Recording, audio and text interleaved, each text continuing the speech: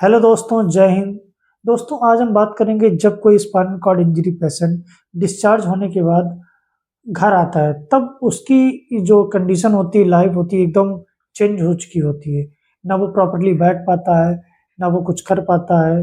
तो सबसे पहले उसे या तो वो रिहैब जॉइन करता है या तो घर पर एक्सरसाइज करता है। यदि उसकी कंडीशन अच्छी है, यानी कि रिहैब जाने लायक है, यानी कि वो मतलब जैसे मेरे केस में क्या था, हम वेंटिलेटर पे थे, तो हम बहुत ज़्यादा वीक थे। दूसरी बात, हम बेड सोर था, मेरे को ट्रिकोस्टोमी लगी थी, इसलिए मैं रिहैब सेंटर ज्वाइन नहीं कर पाया था। लेकिन यदि कोई व्यक्ति एकदम सर्जरी के बाद एकदम ठीक है, यानी कि वो बोल सकता है कुछ थोड़ा बहुत, मतलब ठीक है, उसके अंदर थोड़ी बहुत स्ट्रेंथ है, यानी कि वो रिहैब जाने लायक है, तो वो रिहैब ज्वाइन करता है। तो आज दोस्तों, आज मैं बताऊंगा कि रिहैब में स्टेप बाय स्टेप प्रोसेस क्या होता है, कि मतलब जो रिकवरी होती है वो कैसे शुरू होती है। तो दोस्तों, जब कोई भी पेशेंट डिस्चार्ज हॉस्पिटल से डिस्चार्ज होने के बाद घर आता है, तो उसे कुछ कॉमन प्रॉब्लम होती है, जैसे मसल वीकनेस होती है, उसकी बॉडी बहुत वीक होती है, बैलेंस क्या होता है, एकदम ज़ीरो होता है। उसके पैरों में हो सकता है अकड़न हो, जलन भी होती है, और उसे एकदम बेडसोर का तो बहुत ही ज़्यादा डर रहता है। दूसरी बात, उसे खुद से भी डर रहता है, क्योंकि इंजरी हुई है, उसे समझ में नहीं आ रहा है कि क्या हो गया है। ब्लैडर और बाउल का भी कंट्रोल नहीं रहता है। तो सबसे इम्पोर्टेंट बात है, उस वक़्त पेशेंट को जल्दी चलना नहीं होता है। सबसे पहले उसे जो बेसिक ज़रूरतों वाली एक्सरसाइज़ है, यानी कि पोजीशन कंट्रोल है या उसे बैठना है, ये सिखाया जाता है।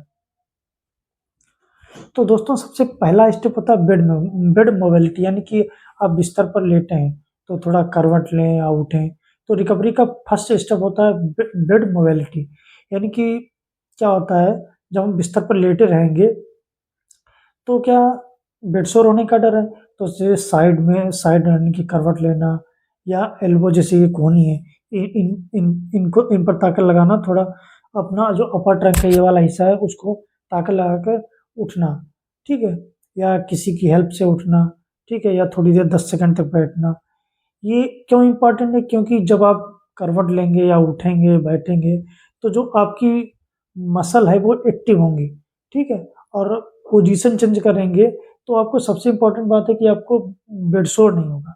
सबसे ज़्यादा स्पाइनल कॉर्ड इंजरी के बाद सबसे ज़्यादा जो डर रहता है, वो बेडसोर का रहता है। दोस्तों, दूसरा स्टेप है कि सिटिंग, यानी कि जब आप इंजरी के बाद घर आ जाते हैं, तो सिटिंग बैलेंस बहुत ज़रूरी होता है। यानी कि सिटिंग बैलेंस ट्रेनिंग कैसे दी जाती है, या रिहैब में या फिर घर पर। जैसे पहले तो आपको ताकत इतनी नहीं होती है कि आपको 2 लोग उठा सकें, ठीक?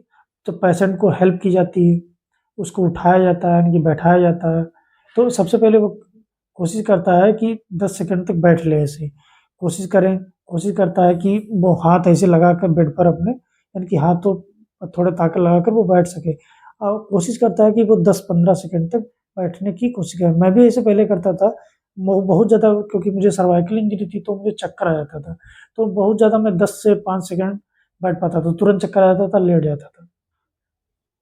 तो दोस्तों, कोशिश करें कि 10 से 15 सेकंड तक बैठने की प्रैक्टिस करें, ठीक? हैंड सपोर्ट करें, यानी कि हाथों से थोड़ा सपोर्ट लें, ठीक? फिर बिना सपोर्ट के धीरे-धीरे बैठना शुरू करें।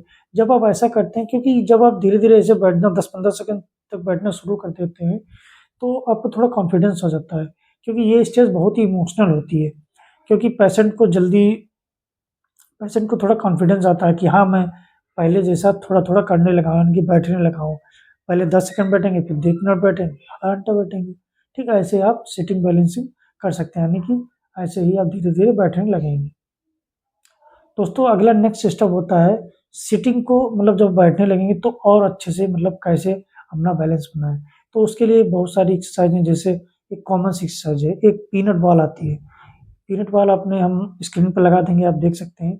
उससे फॉरवर्ड बेंडिंग, मतलब आगे जा सकते हैं, उसको आगे लगाएँगे तो धक्का देंगे थोड़ा आप, तो आगे जाएँगे, पीछे लगाएँगे तो पीछे धक्का देकर पीछे जाएँगे, पीछे से जब पीछे अपने लगाएँगे तो धक्का देंगे, थोड़ा आप आगे आएँगे, साइड में लगाएँगे, इधर साइड मतलब लेफ्ट, राइट, फॉरवर्ड, बैकवर्ड ऐसे लगाएँगे, तो आप आगे आएँगे, पीछे आएँगे, लेफ्ट आएँगे, राइट जाएँगे, तो जो आपकी मसल्स हैं वो एक्टिव होंगी, यानी कि उसमें थोड़ी स्ट्रेंथ आएगी, ताकत आएगी, ठीक? जो मसल्स जो हैं थोड़ा एक्टिव होना शुरू करेंगी। इससे क्या होगा, ट्रंक मसल एक्टिव होने लगता है, ठीक है? मुझे तो बहुत ज़्यादा समय लग गया था बैठने में, क्योंकि मुझे बहुत ज़्यादा चक्कर आते थे।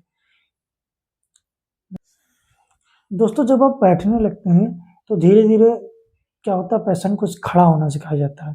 पहले जो अगर आप रिहैब में हैं तो वहाँ आपको खड़ा होना सिखाएँगे 2 लोग, या फिर वहाँ पे 2 स्टैंडिंग बार होते हैं। स्टैंडिंग जो होता है, स्टैंडिंग बार, वहाँ पर आपको घुटने एकदम लॉक कर दिया जाता है, आपको एकदम बाँध दिया जाता है कमर से और घुटनों से। तो आप एकदम आराम से खड़े हो सकते हैं। बाकी और भी पैरेलल बार पे भी धीरे-धीरे आपको खड़ा किया जाता है। उसके लिए एक घुटने रोकने के एक कैलिपर सपोर्ट भी आप ले सकते हैं। ठीक, स्टार्टिंग लगभग 30 सेकंड तक लगभग आप खड़ा होना सीखिए, ठीक है? जब आप 30 सेकंड तक खड़ा होना सीखेंगे, फिर आप थक जाएँगे, फिर आप बैठ जाएँगे, फिर धीरे-धीरे खड़ा होना सीखिए। क्योंकि जब शुरुआत में जब आप खड़े होंगे तो आपकी जो मसल्स हैं एक्टिव होंगी और आपको बहुत जल्दी थकावट आएगी, जैसा कि मेरे साथ भी होता था, ठीक है? क्योंकि आपको इतनी ज़्यादा स्ट्रेंथ है नहीं, बॉडी में ताकत है नहीं कि आप एकदम 2-4 मिनट, 10 मिनट, 10 सेकंड तक, 10 मिनट और आधा घंटा खड़े हो लें। तो मुश्किल से आप 30-35 या 1 मिनट, 30-35 सेकंड या 1 मिनट तक खड़े हो सकते हैं, ठीक है? और जब आप अच्छे से खड़ा होना सीख जाएँगे, जब आपकी आदत पड़ जाएगी, आप डेली प्रैक्टिस करेंगे, तो कभी 15 मिनट तक खड़े हो जाएँगे, 30 मिनट तक खड़े हो सकते हैं।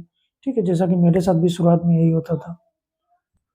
दोस्तों, ऐसे ही धीरे-धीरे जब प्रैक्टिस करेंगे, फिजियोथेरेपी करेंगे, एक्सरसाइज करते रहेंगे, ठीक, रिहैब में, तो धीरे-धीरे जब आप खड़े होने लगेंगे, तो आपकी स्ट्रेंथ बढ़ जाएगी, यानी कि जो आपकी स्टेबिलिटी है और ज़्यादा बढ़ जाएगी।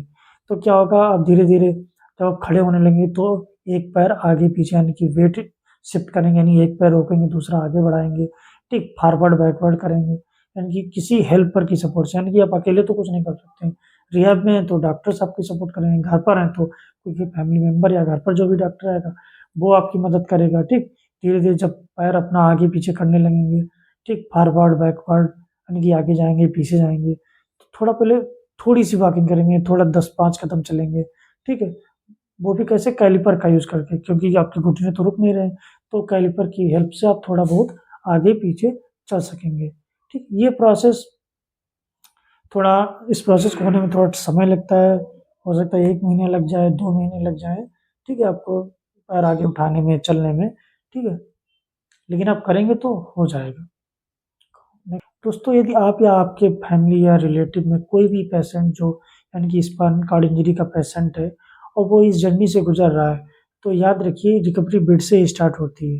यानी कि आपका हर छोटा-सा स्टेप विक्ट्री होता है, यानी कि छोटी-छोटी चीज़ें आपको बड़ा अ, छोटी-छोटी चीज़ें आपको बड़ा रिज़ल्ट देंगी, ठीक है? दोस्तों, यदि हमारा वीडियो अच्छा लगा तो लाइक करें, शेयर करें और सब्सक्राइब करें, और कमेंट करें कि आपको कौन-सी इंजरी हुई है और आपको कितने दिन हो गए हैं इंजरी को। Thank you.